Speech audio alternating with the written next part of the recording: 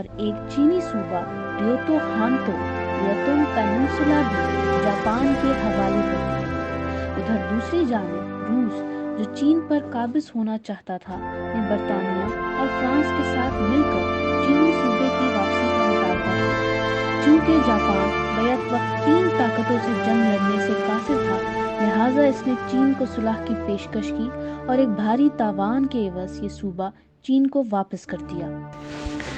سن 1901 میں کیوشو میں فولاد سازی کا کارخانہ بنایا گیا، جس کے ذریعے بحری جہاز سازی اور دیگر بھاری صنعتوں کو فروغ حاصل ہوا۔ یہ دور جاپان کے صنعتی انقلاب کا دور کہا جا سکتا ہے۔ اسی دور میں مالداروں کی تعداد میں اضافہ ہوا اور ایدو کے بڑے تاجر خاندانوں نے مالی سلطنتیں قائم کر لیں، جنہیں جاپانی زبان میں زائباتس کہا جاتا ہے۔ یہ مالی سلطنتیں دوسری جنگ عظیم کے بعد نسبتاً چھوٹے لیکن دیوقامت کاروباری گروپس کیرٹس کی صورت اختیار کر گئے۔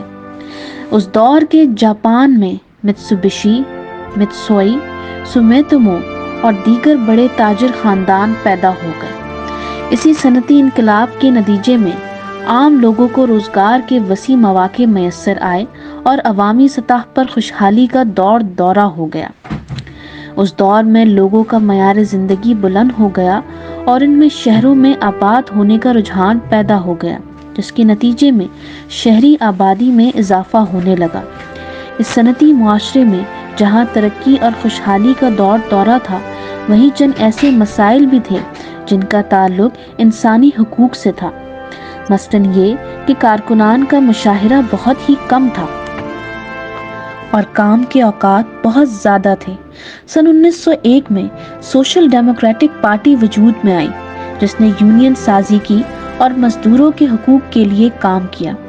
اشتراکیوں نے جاپان میں صنعتی انقلاب کے ساتھ ماحولیاتی مسائل کی بھی نشاندہی کی، جن میں صنعتی آلودگی اور جنگلات کی کٹائی جیسے امور شامل ہیں۔ حکومت نے اشتراکیوں کو دبانے کی کوشش کی اور سن 1910 میں بادشاہ کے قتل کی سازش کے الزام میں کئی سوشلسٹس کو گرفتار کر کے سزائے موت دے دی گئی۔ قوم اس خیال سے خوش تھی کہ جاپان نے ایک بڑی فوجی قوت کو پاش کر دیا ہے۔ اس دور میں یہ خیال بھی تقویت پا رہا تھا کہ جاپان کو اپنی جنگی مہمات کا سلسلہ جاری رکھنا چاہیے۔ خود جاپانی حکومت بھی اپنی جنگی کامیابی کو بہت زیادہ مشتہر کر رہی تھی۔ اس زمانے میں چونکہ روس کا شمار عظیم بڑی طاقتوں میں ہوتا تھا، لہٰذا اس کے خلاف کامیابی نے جاپان کی دھاک دنیا بھر پر بٹھا دی تھی۔ اس صورتحال میں امریکہ اور برطانیہ نے بھی جاپان کو مستقبل کا خطرہ سمجھنا شروع کر دیا اور فیصلہ کیا کہ یلو جیپس یعنی زرد جاپانیوں پر نظر رکھنا ضروری ہے۔ کسی قوم کی کامیابی کے پیچھے اس کے عزم، محنت اور حب الوطنی کے ساتھ ساتھ وہ حکمت عملی بھی بہت اہم کردار ادا کرتی ہے جو ان تمام عوامل کو ایک سمت فراہم کرتی ہے۔ اس حقیقت کو سمجھتے ہوئے جاپانی حکومت نے سن 1877 ہی سے تعلیمی اور صنعتی انقلاب کی راہ ہموار کرنا شروع کر دی تھی۔ جاپان نے برطانیہ کی طرز پر ملک میں صنعتی انقلاب لانے کی کوشش کی۔ سن 1882 میں بینک آف جاپان کی بنیاد رکھی گئی اور سرکاری ملکیت میں موجودہ ادارے اور کمپنیز نجی ملکیت میں دے دی گئی۔ سن 1889 میں کیوتو سے ٹوکیو تک ٹوکائیدو سین ریلوے لائن بچھا دی گئی۔ اس کے علاوہ بہت سی نجی ریلوے کمپنیز بھی وجود میں آ گئی۔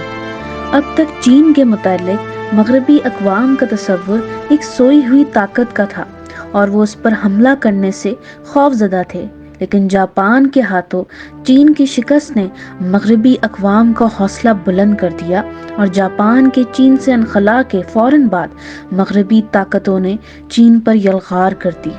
اس وقت بھی دنیا کا یہی اصول تھا کہ بڑی مچھلی چھوٹی مچھلی کو نگلنے کا حق رکھتی ہے۔ اس صورتحال میں جاپان نے بھی یہ محسوس کر لیا کہ ایک چھوٹا ملک ہونے کے باعث وہ بھی مغربی طاقتوں کے رحم و کرم پر ہے۔ اس ساری صورتحال کے پیش نظر جاپان میں دو مختلف الخیال گروہ پیدا ہو گئے۔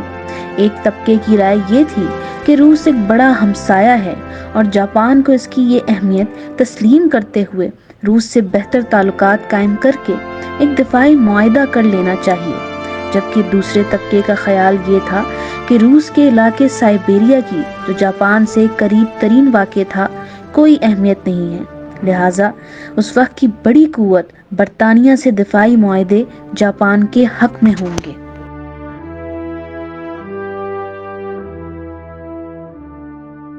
جنرل ٹوگو کو اس جنگ کے بعد جاپان میں ہیرو کا مقام دیا گیا۔ سن 1934 میں اس عظیم امیر البحر کی آخری رسومات مکمل فوجی اعزاز کے ساتھ ادا کر دی گئی۔ جاپان جنگ جیت چکا تھا، لیکن اس جنگ میں اٹھنے والے بھاری اخراجات نے جاپانی معیشت کو بہت کمزور کر دیا تھا، اور آئندہ برسوں کا مکمل بجٹ صرف اس ایک لڑائی میں خرچ ہو چکا تھا۔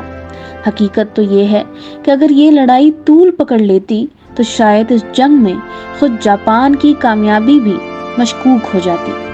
جاپان نے لڑائی پر آنے والے اخراجات کے لیے برطانیہ کے معروف یہودی مالدار خاندان روتھ چائلڈ کے ہاتھوں اپنے ملکی بانڈز تک گروی رکھوا دیے تھے۔ ستمبر سن 1905 میں امریکی صدر روزویلٹ نے پورٹس ماؤتھ کے علاقے میں جاپان اور روس کے درمیان صلح کے معاہدے پر دستخط کروا دیے۔ اس معاہدے کے نتیجے میں روس نے جاپان کا کوریا پر قبضہ تسلیم کیا اور ریوتو ہانتو کے جنوبی علاقے پر بھی جاپان کا قبضہ تسلیم کر لیا۔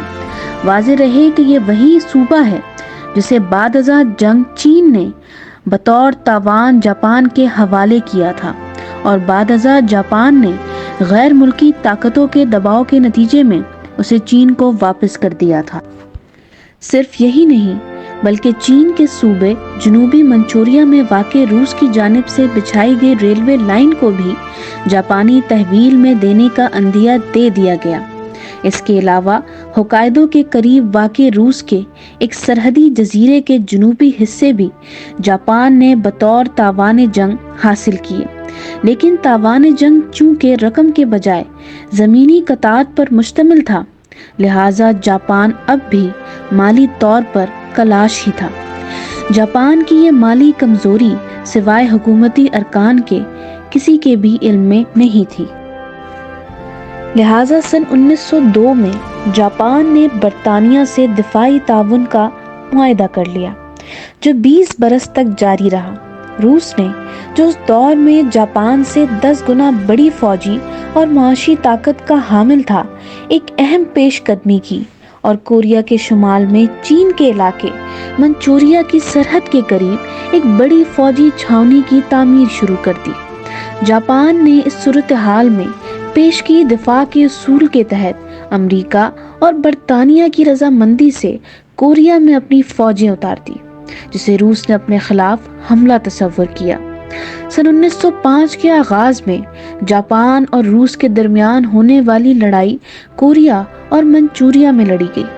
جاپانیوں نے سخت مقابلے کے بعد تقریباً فتح حاصل کر لی۔ روس کو جب شکست سامنے نظر آئی تو اس نے بالٹک میں موجودہ اپنا بحری بیڑا اسی لڑائی میں شرکت کے لیے روانہ کر دیا۔ اس بحری بیڑے میں 40 جہاز شامل تھے۔ 8 ماہ کے عرصے میں یہ بیڑا براستہ جنوبی افریقہ اور بحر ہند جاپان کے قریب آ پہنچا۔ اسی دوران جاپانی بحریہ کے سربراہ توگو ہیہاچیرو، جس کا تعلق ساتسو مہان سے تھا، نے بہادری کے ساتھ روسی بحری بیڑے کا مقابلہ کیا۔ اسی کامیاب مقابلے کے پس پش اس تربیت کا بھی دخل تھا جو مسلسل مشقوں کی شکل میں جاپان افواج کو حاصل رہی تھی۔ یہی وجہ تھی کہ جاپانی افواج کا مورال بہت بلند تھا۔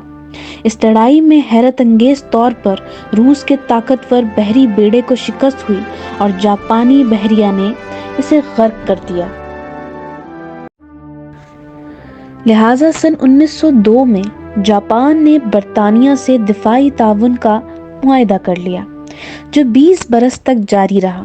روس نے جو اس دور میں جاپان سے 10 گنا بڑی فوجی اور معاشی طاقت کا حامل تھا، ایک اہم پیش قدمی کی اور کوریا کے شمال میں چین کے علاقے منچوریا کی سرحد کے قریب ایک بڑی فوجی چھاؤنی کی تعمیر شروع کر دی۔ جاپان نے اس صورتحال میں پیش کی دفاع کے اصول کے تحت امریکہ اور برطانیہ کی رضامندی سے کوریا میں اپنی فوجیں اتار دی، جسے روس نے اپنے خلاف حملہ تصور کیا۔ سن 1905 کے آغاز میں جاپان اور روس کے درمیان ہونے والی لڑائی کوریا اور منچوریا میں لڑی گئی۔ جاپانیوں نے سخت مقابلے کے بعد تقریباً فتح حاصل کر لی۔ روس کو جب شکست سامنے نظر آئی تو اس نے بالٹک میں موجودہ اپنا بحری بیڑا اسی لڑائی میں شرکت کے لیے روانہ کر دیا۔ اس بحری بیڑے میں 40 جہاز شامل تھے۔ 8 ماہ کے عرصے میں یہ بیڑا براستہ جنوبی افریقہ اور بحر ہند جاپان کے قریب آ پہنچا۔ اسی دوران جاپانی بحریہ کے سربراہ توگو ہیہاچیرو، جس کا تعلق ساتسو مہان سے تھا، نے بہادری کے ساتھ روسی بحری بیڑے کا مقابلہ کیا۔ اسی کامیاب مقابلے کے پس پش اس تربیت کا بھی دخل تھا جو مسلسل مشقوں کی شکل میں جاپان افواج کو حاصل رہی تھی۔ یہی وجہ تھی کہ جاپانی افواج کا مورال بہت بلند تھا۔ اس لڑائی میں حیرت انگیز طور پر روس کے طاقتور بحری بیڑے کو شکست ہوئی اور جاپانی بحریہ نے اسے غرق کر دیا۔